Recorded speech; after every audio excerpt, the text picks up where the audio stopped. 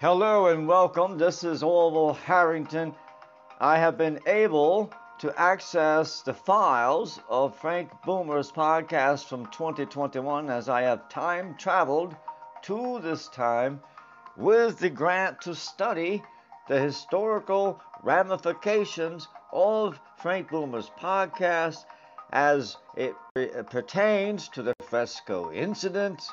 And of course, this video should give you a bigger picture of where we're going with our study and how much of Frank Boomer's activities did seem to be related to extraterrestrials.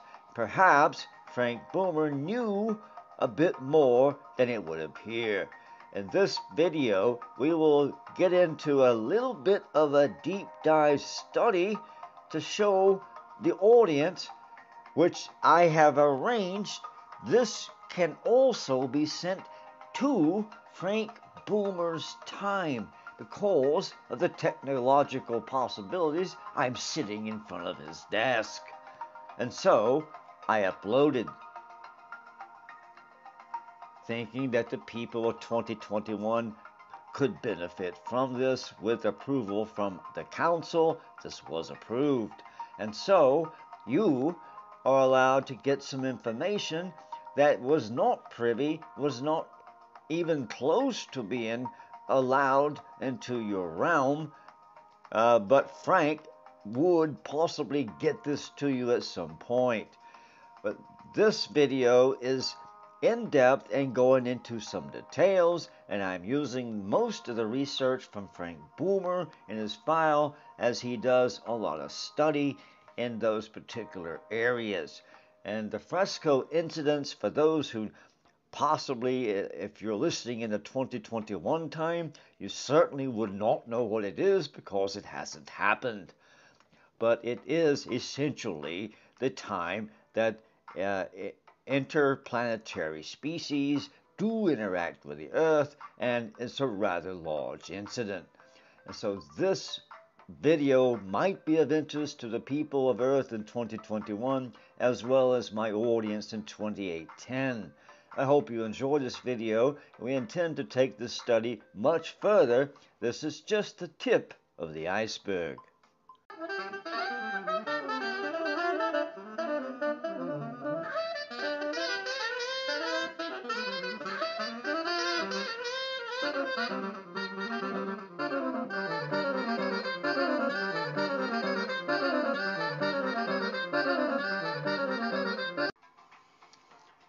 Hello, Orville Harrington with you, embedded in the year 2021, and I have not given any reports to my team on the Orville Harrington show, and as I have secluded myself to do some study. I was able to go through the files and some of the research from Frank Boomer's podcast, some of his files.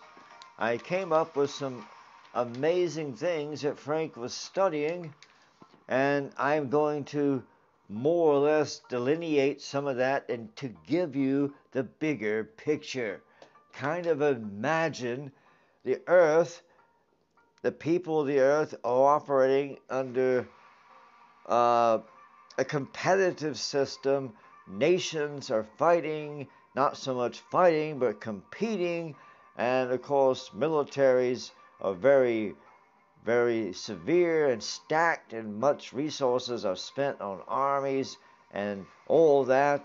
And the economies were competing. And then within each area, there was competition. And it was a very, very stressful sort of arrangement. Now, understanding that under the cover, unseen, just imagine that this, because we know now, in our day, it's clear. But in those days, it was not.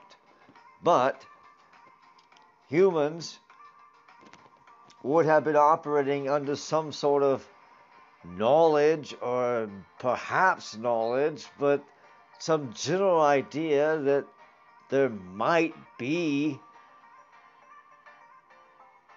alien life forms, but it was the stuff of Hollywood, the stuff of entertainment, the stuff of legends, and the stuff of conspiracy theories. Of course, the major militaries of the day, going back even to 1900s, or perhaps even back further, even there's been some documentation as late as 1830 of military reports of seeing unidentified flying objects, and this of course was before even the airplane was invented. And so this could perhaps even go back even further.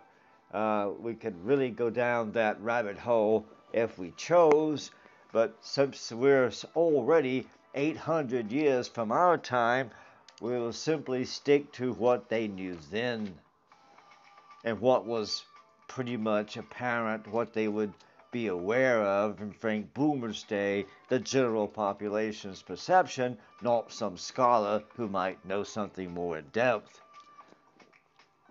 But, as I said, the bigger picture, imagine a society that is essentially unaware that there are anything else, any other life forms outside the Earth. Now, their space studies were rather sophisticated, and manned flights to the moon, and they had many expeditions with rockets and the such, and rovers and things to study.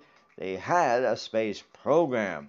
They understood that there was more than the Earth, but they did not detect any life. Of course, they did not understand fully the nature of life. It can show up in many different ways. For example, no one knew that in Mars they were living a society in the middle of the Earth, of their planet, not the Earth, in the middle of Mars. Even in those days, a very vibrant society had been going on for centuries, but was beneath the surface. There are some indications that Mars, of course, had a planet similar to the Earth. There were some issues, and they destroyed that environment. But it does appear they were able to recover and to go underground and still thrive. It's a very similar situation in Venus, not so much in Saturn, but as we know now, those civilizations, we go all the time. And it's not like they just were invented. They just weren't aware, and the Earth essentially was behaving practically as if it was in a quarantine. And so, being a relatively new, compared to the Andromedans and the Pleiadians, a relatively new life form, they were not, it was not allowed for others to interfere. And once you achieve a certain level, that is no longer the case. Again, pointing to the Fresco Incident. Understanding that little big picture, there were a total of 36 galactic entities that had revolted against council governance. And they were essentially bands of roving galactic pirates. They were primarily concerned with maintaining their energetic bodies from any source possible.